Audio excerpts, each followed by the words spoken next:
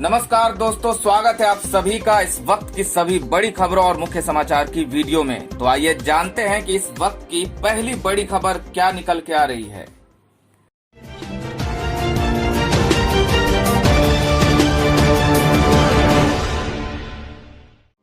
दोस्तों, इस वक्त की पहली जो सबसे बड़ी खबर निकल के आ रही है उसमें आपको बता दें कि कोरोना नेगेटिव प्रवासी मजदूरों को सुरक्षित घर पहुंचाने की मांग। सुप्रीम कोर्ट में याचिका दायर। सुप्रीम कोर्ट में आज एक जनहित याचिका दायर कर उन प्रवासी मजदूरों की घर वापसी की अनुमति मांगी गई जो कोरोना नेगेटिव पाए गए हैं। जनहित याचिका में कहा गया है कि सरकार को इन प्रवासी मजदूरों को उनके गृह नगर और गांव तक सुरक्षित यात्रा के लिए अनुमति देनी चाहिए और इसके लिए आवश्यक परिवहन भी उपलब्ध कराना चाहिए। आपको बता दें कि इससे पहले केंद्र ने राज्यों एवं केंद्र शासित प्रदेशों से प्रवासी मजदूरों और जहां तहां फंसे लोगों की सुरक्षा, आश्रय और भोजन का पर्याप्त प्रबंध सुनिश्चित करने को कहा है। महाराष्ट्र और गुजरात में प्रवासी कामगारों के बीच अशांति की हालिया घटनाओं के मद्देनजर इन निर्देशों की खासी अहमियत है। सरकारी परिपत्र के मुताबिक राज्यों और केंद्र शासित प्रदेशों से कहा गया है कि वे अपने जिले में प्रवासी कामगारों और फंसे हुए लोगों की व्यापक गणना करा सकते हैं और उन्हें भोजन व आश्रय प्रदान करने के लिए सभी आवश्यक प्रबंध कर सकते हैं। दोस्तों, अगली बड़ी खबर बिहार से निकल के आ रही है। आपको बता दें कि प्रशांत किशोर का ट्वीट, कहा बिहार के लोग फंसे हुए हैं और नीतीश जी मर्यादा का पाठ पढ़ा रहे हैं। जी हाँ दोस्तों, बता दें कि चुनावी रणनीतिकार प्रशांत किशोर ने बिहार के मुख्यमंत्री नीतीश कुमार पर हमला बोला है। प्रशांत किशोर ने कहा है कि नीतीश कुमार मर्यादा का पाठ पढ़ाना बंद कर पहले देश भर में फंसे बिहार के लोगों की सोचें। प्रशांत किशोर ने ट्वीट कर लिखा कि देश भर में बिहार के लोग फंसे पड़े हैं और नीतीश कुमार जी लॉकडाउन की मर्यादा का पाठ पढ़ा रहे हैं। स्थानीय सरकारें कुछ भी कर रही हैं, लेकिन नीतीश जी ने संबंधित राज्यों से अब तक कोई बात भी नहीं की है। पीएम के साथ मीटिंग में भी उन्होंने इसकी चर्चा तक नहीं की। प्रशांत किशोर ने हमला बोलते हुए कहा कि पूरे देश में बिहार के मजदूर फंसे हुए हैं, लेकिन सीएम नीतीश कुमार ने उनके लिए कोई कदम नहीं उठाया। उन्होंने कहा कि बिहार के मजदूर जहां भी फंसे हैं उन्हें स्थानीय सरकार कुछ भी मदद दे रही है, लेकिन नीतीश कुमार ने उन राज्यों से बात करना भी जरूरी नहीं समझा। यहाँ तक कि पीएम के साथ वीडियो कॉन्फ्रेंसिंग में भी उन्होंने बिहारी मजदूरों का मुद्दा नहीं उठाया। बता दें कि मुख्यमंत्री नीतीश कुमार ने कोटा में बड़ी संख्या में फंसे छात्रों के लिए यूपी से कोटा के लिए बस चलाए जाने का विरोध किया है। कहा ये लॉकडाउन के नियमों और उद्देश्य के खिलाफ है, ऐसा नहीं होना चाहिए। केंद्र सरकार को इस मामले को देखना चाहिए। हम लोग बिहार के बाहर रहने वाले लोगों के स्थानीय स्तर पर हो रही ही मदद कर रहे हैं। यूपी सरकार के इस फैसले से देश के दूसरे राज्यों पर भी दबाव बनेगा। सीएम नीतीश कुमार ने देश के विभिन्न हिस्सों में फंसे बिहार के छात्र छात्राओं और दिहाड़ी मजदूरों से अपील की है कि वो लॉकडाउन का पालन करें और जो लोग जहां हैं वहीं पर ठहरे रहें। नीतीश कुमार ने अपने बयान में कहा कि देश के विभिन्न हिस्सों में फंसे मजदूर, छात्र छात्राओं, ठेले वाले, रिक्शा वालों को राहत पहुंचाने के लिए बिहार सरकार उन राज्य सरकारों से समन्वय बनाकर उनकी मदद करने की कोशिश कर रही है। दोस्तों, अगली बड़ी खबर बड़ी राहत देने वाली। आपको बता दें कि केंद्र सरकार ने ग्रामीण क्षेत्रों में निर्माण कार्य को दी इजाजत, नए दिशा निर्देश जारी। बता दें कि गृह मंत्रालय ने मौजूदा देशव्यापी लॉकडाउन के दौरान कुछ और सेवाओं को अनुमति देने के लिए दिशा निर्देश जारी किया है। इनमें ग्रामीण क्षेत्रों में निर्माण गतिविधियां, जलापूर्ति, सफाई के कार्य और गैर बैंकीय वित्तीय संस्थानों और कोऑपरेटिव क्रेडिट सोसाइटीज का संचालन शामिल है।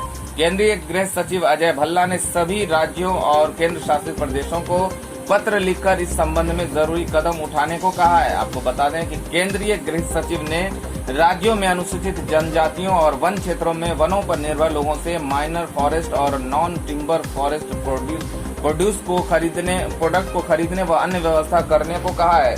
3 मई तक चलने वाले लॉकडाउन के दौरान इन गतिविधियों को मंजूरी रहेगी। गृह मंत्रालय ने ग्रामीण क्षेत्रों में निर्माण गतिविधियों को प्रारंभ करने, जलापूर्ति एवं सफाई, पावर ट्रांसमिशन लाइन बिछाने और टेलीकॉम, ऑप्टिकल फाइबर व केबल बिछाने के काम करने की भी अनुमति दी है। आपको बता दें कि हाउसिंग फाइनेंस कंपनियां सभी समेत विभिन्न गैर बैंकीय वित्तीय संस्थानों और माइक्रो फाइनेंस संस्थानों को भी न्यूनतम स्टाफ के साथ काम करने की मंजूरी होगी। बांस, नारियल, कोको और मसालों की खेती, प्रोसेसिंग, पैकेजिंग, बिक्री व मार्केटिंग को भी लॉकडाउन के दौरान अनुमति रहेगी। गृह मंत्रालय की संयुक्त सचिव पुण्य सलीला श्रीवास्तव ने कहा कि डाक विभाग ने राज्य के भीतर और एक से दूसरे राज्य तक डाक पहुंचाने की दिशा में भी पूरे समर्पण से काम किया है।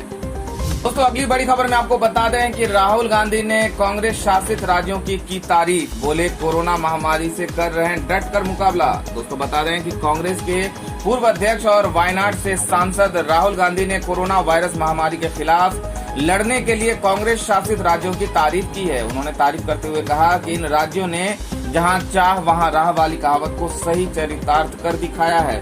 बता दें कि इस समय कांग्रेस की राजस्थान, पंजाब, छत्तीसगढ़ व पुडुचेरी में सरकार है। वहीं छत्तीसगढ़ व पुडुचेरी में कोरोना के सबसे कम मरीज हैं। राहुल गांधी ने शुक्रवार को ट्वीट कर लिखा कि कांग्रेस शासित राजस्थान, पंजाब, छत्तीसगढ़ और पुडुचेरी कोरोना वायरस कोविड-19 का डटकर सामना कर रही है। नए विशेष अस्पताल तैयार किए जा रहे हैं, जैसे छत्तीसगढ़ में ये 200 बेड का विशेष कोरोना अस्पताल जो मात्र 20 दिन में इलाज के लिए तैयार किया गया है। दोस्तों खबरों में आगे बढ़ने से पहले बात कर लेते हैं आज के माइंड क्विज के सवाल का। तो दोस्तों आज का सवाल है कि उड़ीसा की राजधानी कहाँ है। दोस्तों इसका जवाब आपको कमेंट में नीचे देना है और सही जवाब देने वाले को रैंडमली सेलेक्ट करके वो जीत सकते हैं एक शानदार इनाम। तो बढ़ते हैं अगली बड़ी खबर की ओर।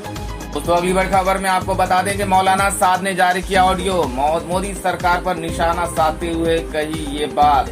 दोस्तों बता दें कि निजामुद्दीन मरकज के तबलीगी जमात के हेड मौलाना साद का एक और कथित ऑडियो क्लिप सामने आया है। इस ऑडियो में वो तबलीगी जमात के साथ प्रशासन और सरकार के रवैया पर सवाल खड़े कर रहे हैं। आज तक ने दावा किया है कि ऑडियो में साद तबलीग से जुड़े लोगों से धैर्य से काम लेने को कह रहे हैं। साथ ही सरकार के लिए कह रहे हैं कि ये कोई तरीका नहीं है जो मौजूदा सरकार अपना रही है।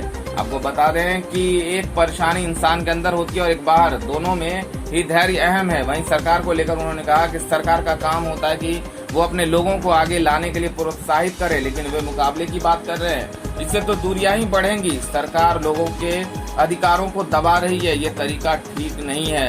अगर आप उनका समर्थन करते हैं तो वो मानते हैं कि हमने उनके सामने घुटने टेक दिए और विरोध करेंगे तो कहेंगे कि संघर्ष कर रहे हैं। मौलाना साद कुछ समय पहले तब चर्चा में आए थे जब निजामुद्दीन मरकज के तबलीगी कार्यक्रम में शामिल कई लोग कोरोना पॉजिटिव पाए गए थे। विदेशी और देश के हजारों लोगों का कार्यक्रम कराने को लेकर लगातार साद पर सवाल उठे हैं। साद के खिलाफ दिल्ली पुलिस और ईडी ने केस भी दर्ज किया है। दोस्तों अगली बड़ी खबर में आपको बता दें कि लॉकडाउन नहीं खुलने पर पैदल घर की ओर निकले मजदूर तय करेंगे 1000 किलोमीटर का सफर। दोस्तों बता दें कि प्रधानमंत्री नरेंद्र मोदी ने कोरोना वायरस के प्रकोप को देखते हुए देश में 21 दिनों के लॉकडाउन का ऐलान किया था, जिस वजह से महाराष्ट्र में बड़ी संख्या में मजदूर फंस गए थे। वहीं फैक्ट्रियां और निर्माण कार्य बंद होने से बड़ी संख्या में मजदूर ऐसे हैं जिन्हें 2 जून की रोटी भी नसीब नहीं हो रही। मजदूरों को उम्मीद थी कि 14 अप्रैल को पीएम मोदी लॉकडाउन खोल देंगे और वो अपने घर जा पाएंगे, लेकिन अब 3 मई तक बढ़े लॉकडाउन से उनकी उम्मीद पर पानी फिर गया है।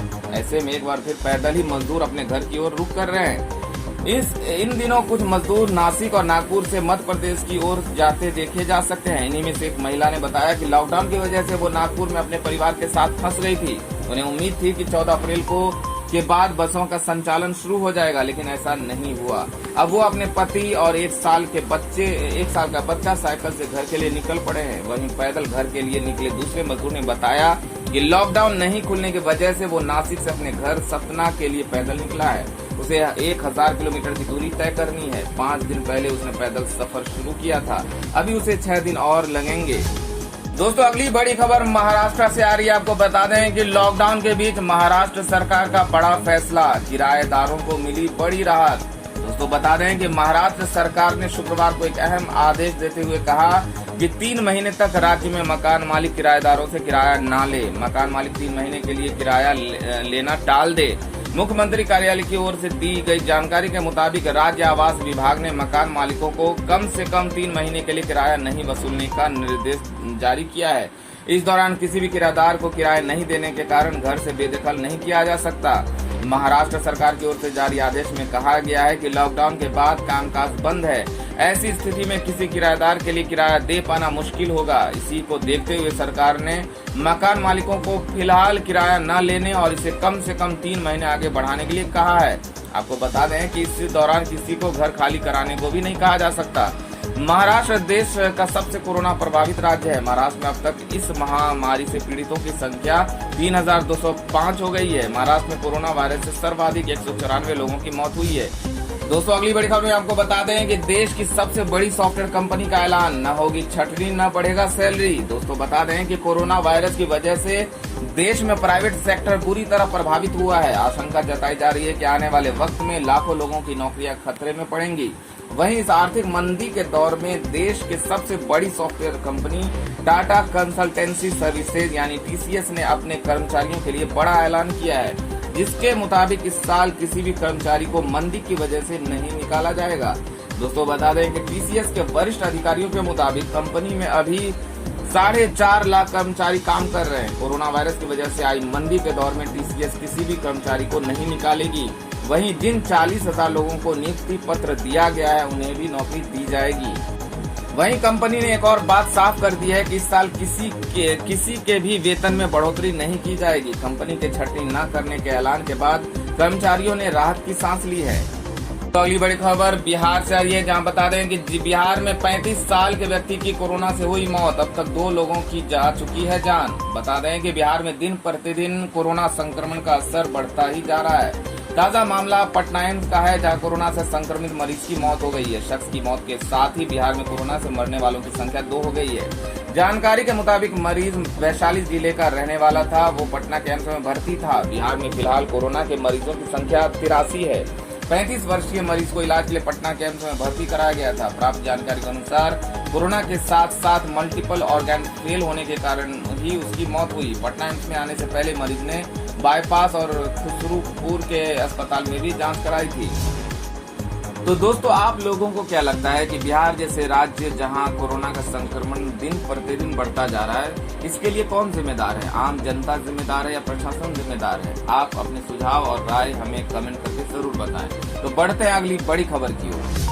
दोस्तों अगली बड़ी खबर में बात कर लेते हैं देश में फैले कोरोना वायरस के ताजा रिपोर्ट के बारे में, जहां 13,000 के पार पहुंची कोरोना वायरस के मरीजों की संख्या। पिछले 24 घंटे में सामने आए 1007 नए केस, जो कि आपके न्यूज देखने के समय आंकड़ा चेंज भी हो सकता है। वहां बता दें कि देश भर में कोरोना वायरस के मामले में इजाफा हुआ है। कोरोना वायरस से संक्रमित मामलों की संख्या बढ़कर अब 13,387 हो गई है। इस वायरस के संक्रमण से अब तक 437 लोगों की मौत हुई है, जबकि ठीक होने वाले मरीजों की संख्या 1749 हो गई है। पिछले 24 घंटे में देश भर में कोरोना के 1007 मामले सामने आए, जबकि 23 नई मौतें सामने आई हैं। राजधानी दिल्ली में अब तक कोरोना वायरस के 1640 मामले सामने आए हैं, जबकि देश में सबसे अधिक मामले महाराष्ट्र में सामने आए हैं। महाराष्ट्र में कोरोना वायरस से संक्रमित मरीजों की संख्या 3200 के पार पहुंच गई है। वहीं राज्य में कोरोना से मरने वालों की संख्या 194 के पार जा पहुंची है, जिसमें मुंबई में 116 लोगों की मौत हुई है। दोस्तों अगली बड़ी खबर उत्तर प्रदेश से आ रही है, जहां योगी सरकार का बड़ा फैसला। लॉकडाउन के बीच इन 11 तरह की इंडस्ट्री में शुरू होगा काम। दोस्तों लॉकडाउन की वजह से देश की अर्थव्यवस्था को रोजाना करोड़ों का नुकसान हो रहा है। देश की आर्थिक स्थिति पर असर पड़ रहे हैं। लॉकडाउन की वजह से जरूरी सेवाएं छोड़कर सब बंद रखा गया है। इस बीच उत्तर प्रदेश सरकार ने बड़ा फैसला लेते हुए 11 तरह के इंडस्ट्रीज में काम दोबारा से शुरू करने का फैसला किया है। उत्तर प्रदेश सरकार ने आवश्यक सेवाओं के साथ 11 तरह के उद्योगों को सशर्त चलाने की अनुमति दे दी है। इन कंपनियों को शर्तों के साथ ये अनुमति मिली है, जिनका पालन उन्हें हर हाल में करना होगा। इन 11 इंडस्ट्रीज के अलावा योगी सरकार शराब की बिक्री भी शुरू करने पर विचार कर रही है। योगी सरकार ने जिन इंडस्ट्रीज को खोलने की अनुमति दी है उनमें स्टील रिफाइनरी, सीमेंट, रसायन, उर्वरक, garment industries, foundries, paper, tyre, चीनी मिल और कॉमन एफ्लुएंट ट्रीटमेंट प्लांट में कामकाज जल्द शुरू होगा। हालांकि उन्होंने सरकार द्वारा तय की गई शर्तों को मानना होगा। योगी सरकार ने इन कंपनियों को खोलने से पहले मानक तय कर दिए, जिनका पालन करना और उसे सुनिश्चित करना होगा। तो दोस्तों ये थी अब तक की सभी बड़ी खबरों और मुख्य समाचार की अपडेट। सभी ताजा समाचारों एवं मुख्य समाचार की अपडेट पाने के लिए चैनल को सब्सक्राइब कर लें और वीडियो को लाइक करके अपने सभी दोस्तों में फेसबुक और व्हाट्सएप पर शेयर भी जरूर कर दें। धन्यवाद दोस्तों।